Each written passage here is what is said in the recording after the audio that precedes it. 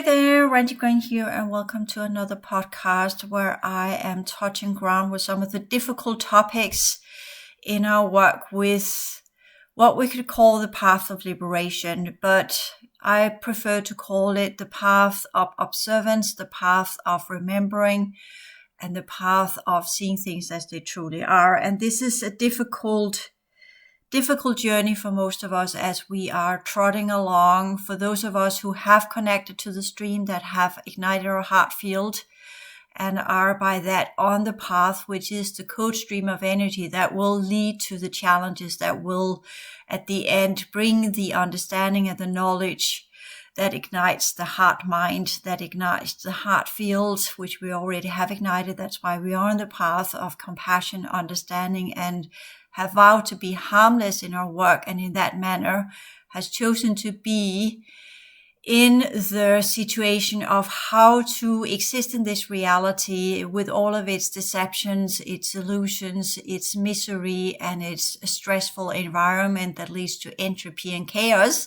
to put it the happy way, and learn to be not indifferent and not saying, I don't care about that, or distancing ourselves, but learning the true understanding of what we could say, the deeper levels of the Bodhisattva, of the heart and mind that are working together, comprehending, understanding, working with, conceptualizing, dealing with it, transforming it, and adjusting to it in manners that still keeps the heart, the flame, the path viable, accessible, and unfolding its content for all of us in the inner work, from where we contemplate and we compassionate, to use the two C's there. We contemplate expanding our mind field to be able to process the information we get from the inner work, and we develop a deeper level of compassion from where we acknowledge and see the misery around us, and yet still remain in our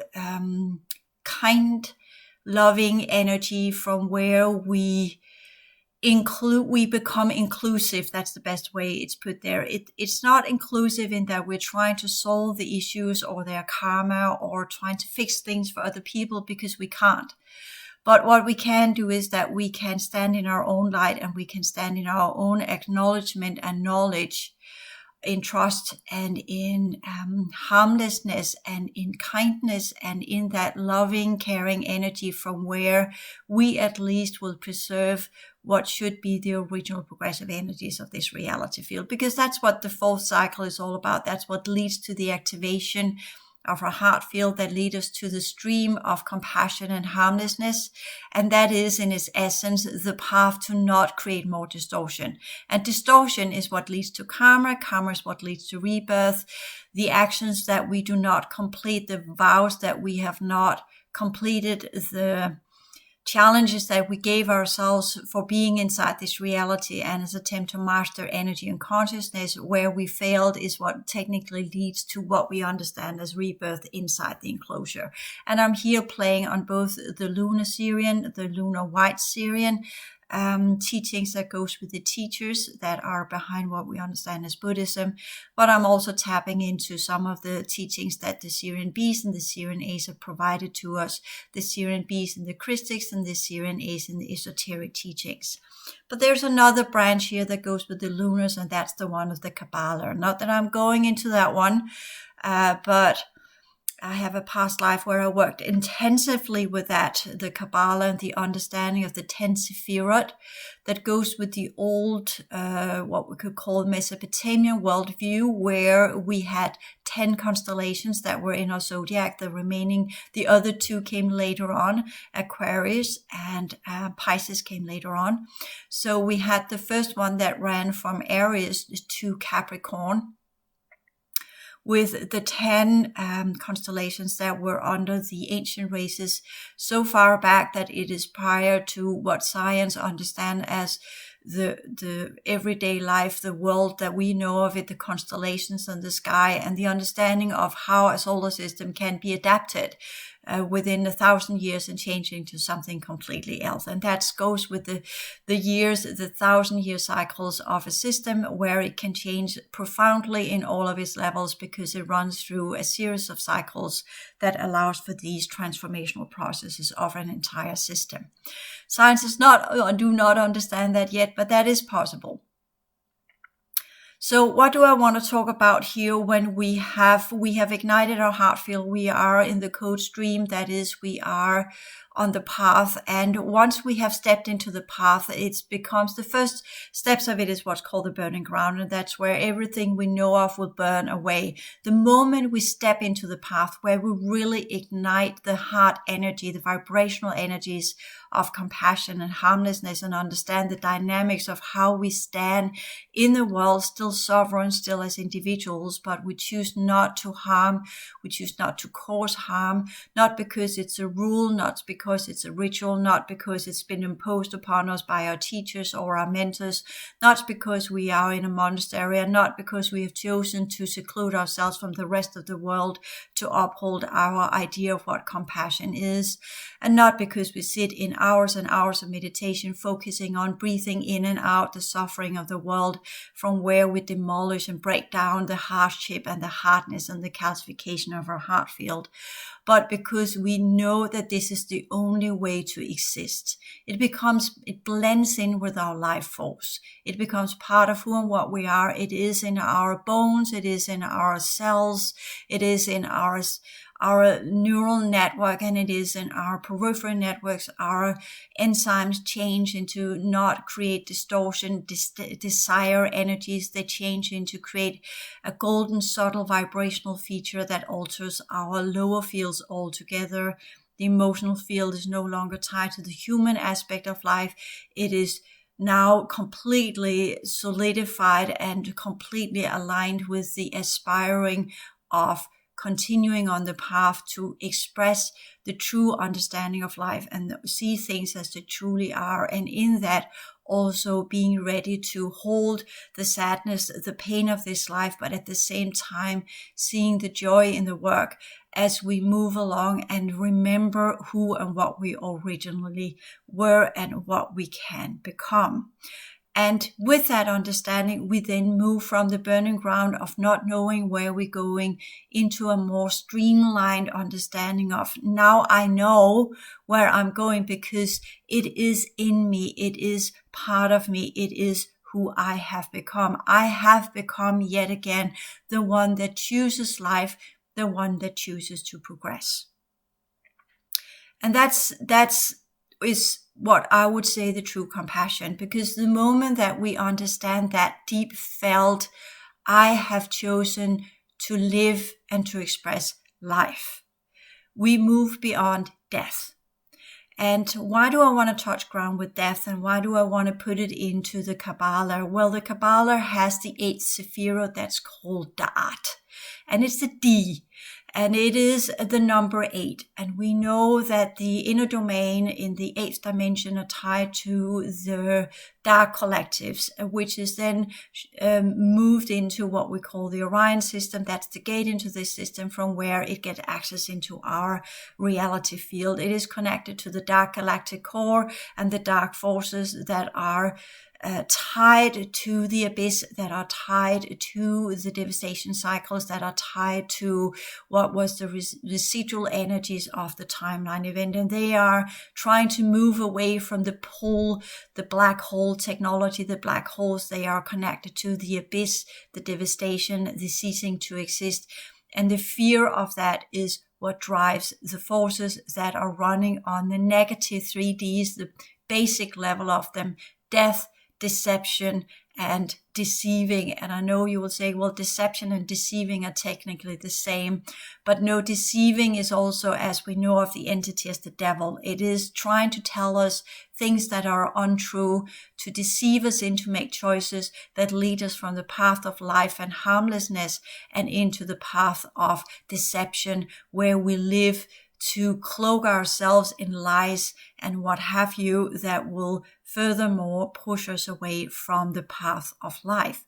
Because enlightenment and the path of compassion and the path of loving kindness is the path of life.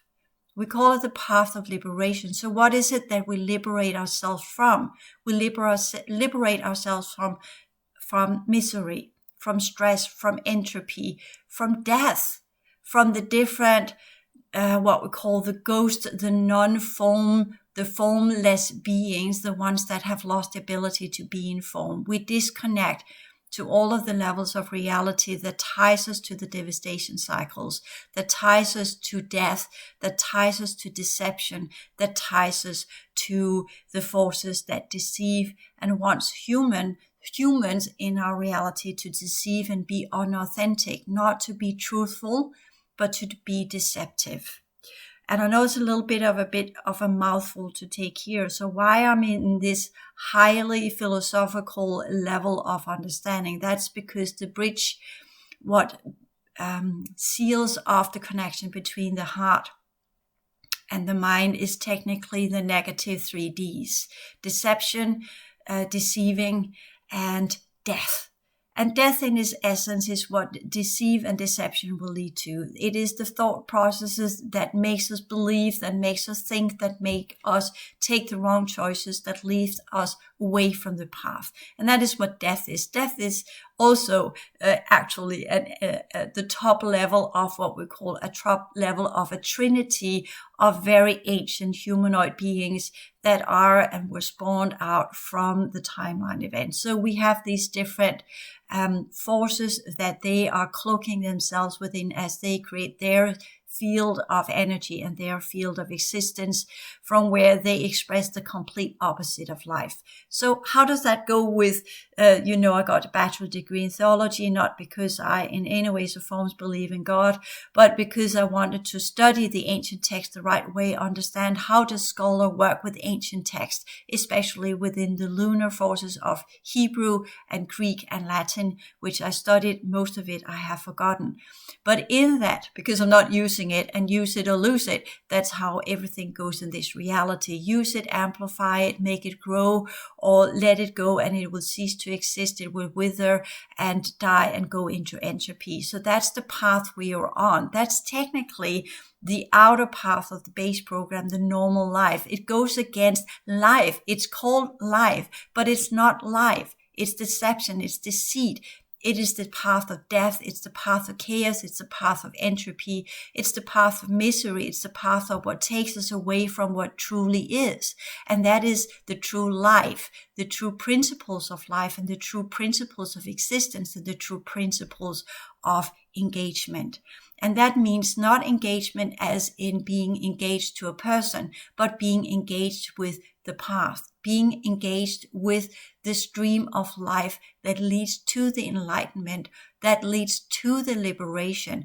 And liberation here is life, liberation, and light. Not enlightenment, but life, liberation, and light, compared to deceive, deception, and death. So we now understand that death is darkness, another deed. That's why the Kabbalah calls it Da'at. It is the dark Sephirot, where we, those of us who climb into the upper triangle of the tree of life, whether we do work with that system or not, it is still part of the Lunars and their journey here and what they came here to undo as they destroyed their own reality field and invented what we understand as death. Because they inverted and invented the original energies of life that took them there. And that's why they are the founders of the Kabbalah with the 10 Sephirot and what they work with in the old realities, in the societies that Mesopotamia was part of, where we had the sun, the moon, and the stars that were working together, where the deities were both lunar and solar, meaning that they were humanoid, they were lunar, solar, they were working on both sides of the reality program to achieve and restore and repair what was damaged in the timeline event. So it all comes down to that. It comes down to undoing the effects of the timeline event, undoing the effects of darkness, of dark light technology, of the false light, of the cold light, and the non-existing light. It shimmers, it looks like light, but it has nothing to do with light. It's crystalline, it's crystallized, it has ceased to exist as being the flexible, organic, progressive, evolving, continuously expanding version of light that changes form from one end to another. And that's what we learn on the path of liberation, the path of life, that light changes, light evolves. Life cannot be crystallized. We cannot cling to light or life or the continuation of existence. We cannot cling on to say, I am this or I am that. I want to be this. I want to be that, because these are crystallized notion of existence, of who and what we are. Life breaks down all structures. Life breaks down all crystalline states of existence. Light breaks down all of the levels of the timeline event that began to solidify the original progressive dynamics of energy units that are bound to be transformed, bound to be in constant change, because they are working intersectively and interactively with consciousness, and consciousness must progress. Otherwise, consciousness withers and dies and are pulled into the abyss. So that is where we are, and that's why we cannot cling on to perceptions and ideas of what existence is. These ideas and perceptions are comfort zones. They are crystallized thoughts. They are thoughts, systems of thoughts that crystallize us into rituals, that crystallize us into this is how things are supposed to be. This is how we deceive ourselves to think that if I cling on to this idea, then I know how to go there. We become ambitious about that idea. We want to have that idea. We want to express that idea. And the more we cling on to that, the closer we get to the solidification of the energies of life that must be expressed, that must be unfolded, that must grow, that must prosper. These are the radiation energies. So how do we work with vibration and radiation in its true form? We are in the understanding vibration is transformation of everything that connects to our heart.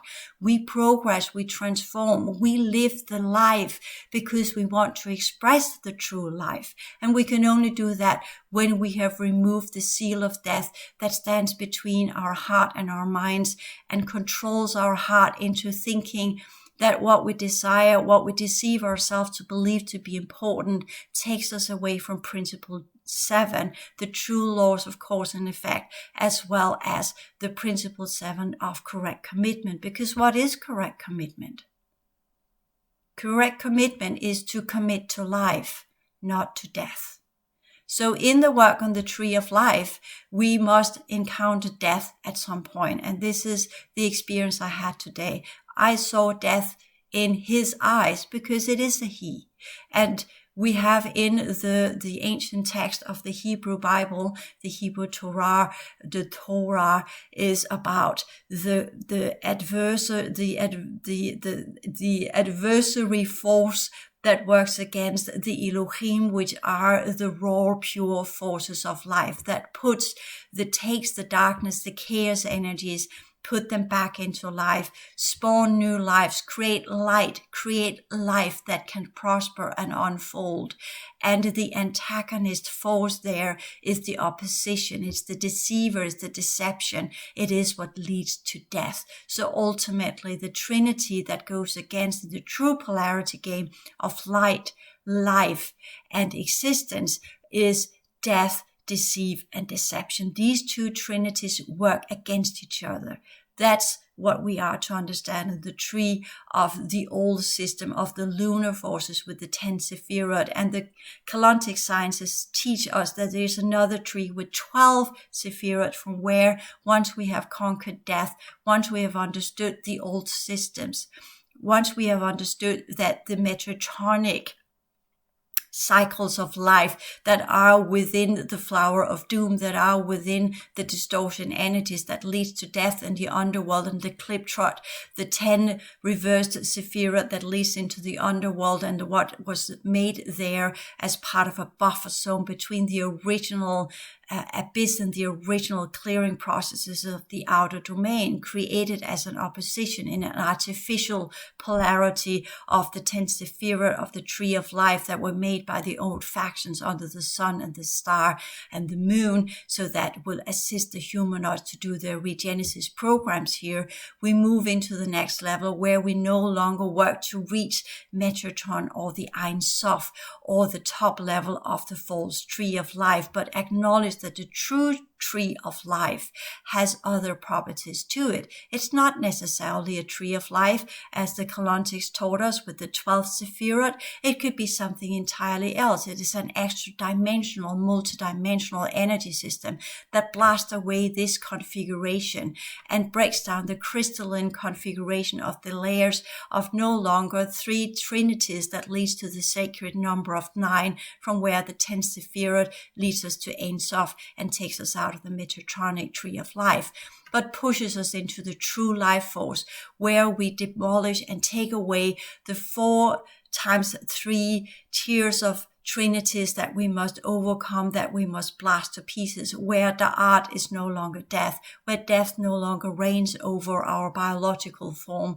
where the devastation cycle no longer pulls in our cellular structure and makes them reproduce and replicate themselves, from where they go into entropy instead of going into a higher state of order, where we release the seal that's connected to our root chakra, where we release the seals behind our shoulder blades that takes away the true properties of the prana triangle, that release the Altamaya from the base of our skull, from where the mind can then begin to unfold the higher trinity structure that goes with the recalibrated, reforced, redefined, reconfigured pituitary gland, the original Altamaya that connects to the pineal gland, from where the true substance of life can then begin to shine its light into the brain, undo the neural network that are tied to the frequency spectrum, the limited perception level, the limited understanding of what life is, and being put into an artificial base program controlled by the flower of doom and the reality programs, leading to artificial desires and artificial reality and artificial ways of constructing what it means to be a living human being. So we are here now looking at the tree of life and demolishing the 10 Sephirot, taking down the flower of doom, demolishing Metatron and all of his falling angelics, and taking our sword, cutting it all away, pushing it into the snake, to the belly of the beast, and say, I'm done with this. I'm done with this way that you are expecting me to live a half life that is nothing but an illusion, creative deception and deceit, so that you, death, no longer hold your piece of me. I release myself from your grip, from your deceit and deception. I look you in your eye and say, you think you have control of me. I do no longer fear you. If this is what you want to have, come and take it. And death will look at you and say, I have no peace in you. You are on the path of liberation. You are seeking life. You are seeking liberation. You are seeking light.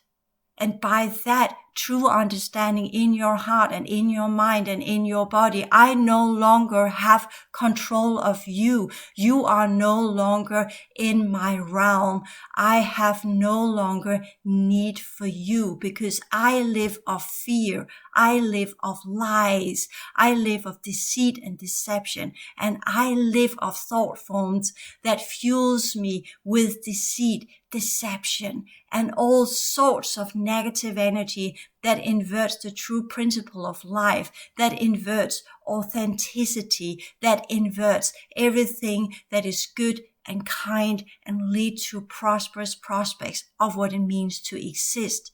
I no longer stand as your antagonistic force of the negative tree of life. I no longer stand as the realm as the leader of the fallen angelics. I am no longer the false light of Lucifer. I am no longer anything. I do not hold the staff of life that you so rightfully have achieved as you worked your way through the 10 Sephirot, got to the Ein Sof, and are facing me. I no longer am the cube of these programs that controls you, because at the end of the day, this is alien, lunar, dark technology. It all ends up in the Metatronic cube. It is not a live, living being. It's a cube. It's a program. It's a deceiving program that is run by AI that dates back to the electric wars some 7,500 zillion years ago, even though it's not that. It's 750,000 years ago. So that's a long time ago, and it happened in the 1-7 pillar in the first stages after the timeline event. It's inverted technology. It's all that it is, and that's why it comes down to the 7 Ds that goes into deceit and deception and despair and depression and all of these negative feelings that leads to the closing down of the heart field. So let's open it back up. Not that joy would lead us there. Not that we are to put on the rosary glasses and say that I choose life because I want to be happy. No, I choose life because that's the only choice I have. I can no longer cling on to death and the ideas of death. I do no longer belong to the realms of death. I do no longer belong to the void. I have nowhere to go, so I only got one way to go now, and that's with sadness. I choose life in sadness. I choose life because my heart field aches, not because it's happy, but because it's sad, and that's the path of the Bodhisattva. Because the moment we choose life and we see what life is, we also see what misery truly is. And there we get the true feeling of life, because life is in this system connected to a huge amount of sadness, of dukkha, of pain, of suffering. Because once we were in the path of death and deception and deceit and delusion, we deluded ourselves to believe we were happy, and we were seeing things and we twisted them into something they were not. We distorted them so that we could be happy, so we could be joyous, so that we could desire and crave the life that was around us. So we thought, I have this because that's important to me. And now on the path of life and the path of liberation and the path of light, we are losing all of that. It's taken away from us. And we must see it slide between our fingers as sand, because it's no longer, we can't hold it, we can't put it together, we can't mold it into something that will look and say, this is precious to us, because it no longer is. And that fills us with sadness. Sadness of losing the ability to love as humans do. Sadness to lose the ability of following the ideas of the base program. Sadness to feel that what people find important is no longer important to us. And we look at all of this and we have to let it go. And technically, after being on the burning ground and going into the next phase where we walk with orientation and focusedness, and after we have faced death, then comes sadness.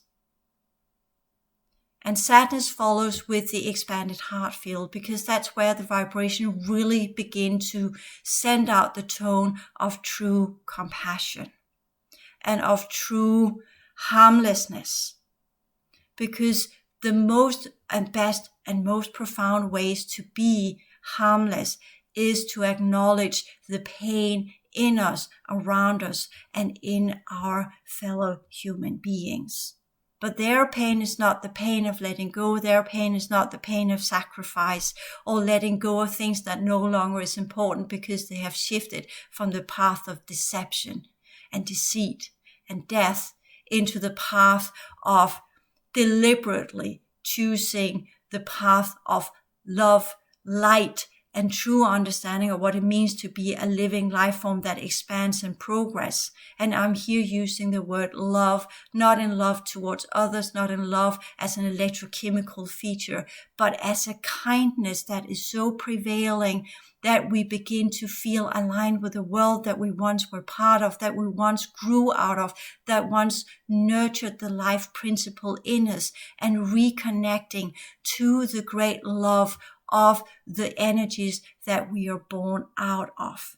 We change our vibration and life begins to nurture us again. And this is not a planet. This is not a reality field.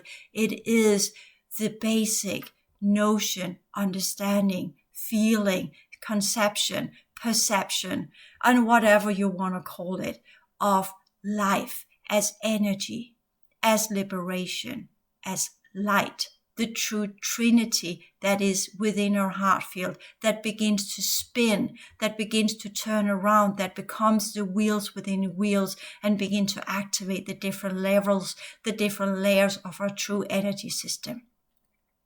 Spawning it from processes, from linear thoughts to trinities into expanded spheres that then begins to work as rings of fire and at the same time rings of codes, and begin to vibrate and circulate wheels within wheels within wheels, and the true flower of life begin to work again in our heart field, now with a different type of joy that is not connected to the joy that comes to us of experiences. It's not the joy that comes because we're in love. It is not the joy that comes to us because we have conquered a challenge or because we have achieved a goal.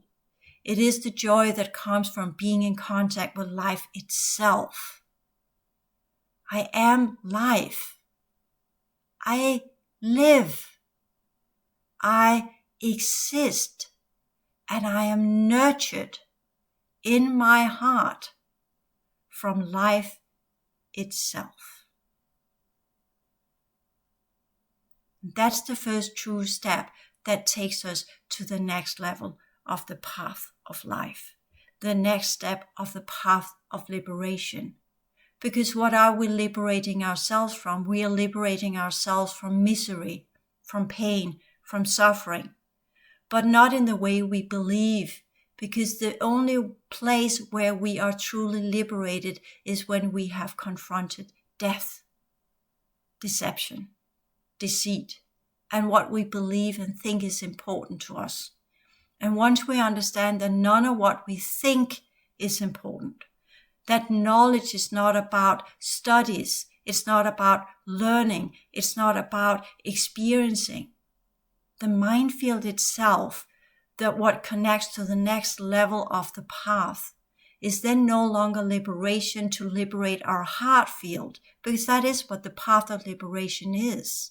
It is to liberate ourselves so that our heart field can connect to the next levels of the path, to connect to life. And then the next step is the path to light, the true enlightenment that goes with the mind, that goes with the true prosperous, prospected, unfolding levels of the mind, the travel, the understanding of expansion of our perception. From where we learn to transmute energy, where we learn to work with the trinities as they truly were, not as algorithms, not as AI, not as programs, not as geometry, and not as weird transhumanism ideas of what a human is or isn't. It's not the machine worlds. How can life, vibration, reconnect to radiation and create the codes of continued existence? That's what the path of enlightenment is truly about. It's not about studying the path of liberation. That's just the heart field. That's just the path to life, confronting death, deceit, and deception. The path of light goes with observance. It goes with the true understanding and the true knowledge from which very few of us have achieved yet. And I'm standing here in front of that gate that goes into the next levels of the path. It has divided itself into two. It has divided itself from what we could say the one path, the broad path that leads to death. It has divided itself into the bodhisattva. Will I remain or stay, or will I move on? Which is always a question we must ask ourselves. Are we here clinging on to the ideas of why we should stay as the bodhisattva? Because our heart field is in that understanding of, I have achieved life. I have achieved liberation. But I stand on this crossroad and I look at all of the ones that are still in misery, that are still on the path of deceit and deception and death. They live in the realms of these energies under the control and the mastery of these forces that keeps them there in their distortion, in their delusion, in their deceit and their deception. And they have no knowledge of the path of light, of life, and of liberation. Should I stay? Should I keep the door open? Or should I move on to my own path of enlightenment? And what is an enlightenment in that path? That is the path to the gate that leads to what's called Nibbana, the gate out of this system, completely out of this system, so that we will no longer be recirculated within the enclosure of the continuous programs that continuously keep people stuck in deceit and deception and despair and disillusion and distortion. I have not made the choice yet. I have seen it many times, even coming back into this system, even though I was outside, choosing to come back in to clear out what I had left behind. We have many choices to take, but I would say at this point with this podcast, which is a heavy one, the most important choice to take is no matter whatever I choose, whether I choose to be the bodhisattva one more time, or I choose the path, the thunderbolt path, which I chose a long time ago, and continue on that one, continuously transforming what leads to the transformation of what we could call the cosmic levels. Because the path of liberation is only the individual level. The bodhisattva chooses the path to nurture and sustain and take care of others, the true understanding of loving kindness, whereas the thunderbolt goes for the radiation level. It goes for the true expression of what the esoterics has called the first ray. The bodhisattva chooses the second ray. And the path of liberation are the ones that are on the third ray. These are technically the lunar monads that has not undone the effects of their own demolishing of their own system, which is why there's a lot of monads, if we go with the esoteric teachings, that are still stuck in the reincarnation cycles. These are what we call third cycle beings.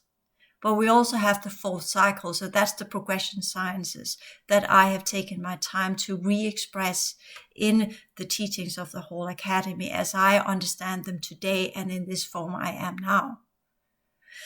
And the thunderbolt path I chose as a Buddhist monk a long time ago in the beginning of the 1900s do no longer apply to reality as it is here in the Western world, because back then I was in Tibet and I was in the battle with the forces that came from China, and that's a whole other game than the game that we are playing in the West. So does it even apply here? And that's the question I have got no answers for, but that's the process I begin now with that next level of the path. And even though I am schooled and trained in the Bodhisattva, because I've done and that in many lifetimes, that was part of the original progression sciences. That's why I came here to begin with and took part of the Pillar Project, because already back then we had people that had not accomplished what they needed to accomplish to continue the cycles of evolution long before the timeline event. It's an ongoing issue with souls that are moving on and souls that are staying and souls that are left behind. That is what we today call the past, the present, and the future. There's nothing new. There is only repetition of everything that's been before and that will come after, until we have solved all of the equation of what we understand as karma. Because karma is not just here, it's a different version of it. It is the law of cause and effect. It is the law of true commitment, commitment to be on the path of evolution, the evolutionary cycles that takes us from universe to universe, that teaches us that we cannot stay put in one place because life must expand. Life exists. Life is. We are, in whatever form or shape we have. We carry the consciousness principles in expressed form, where life is the middle ground. Life is in the heart. Light is in the head. Existence is in the body. Thank you.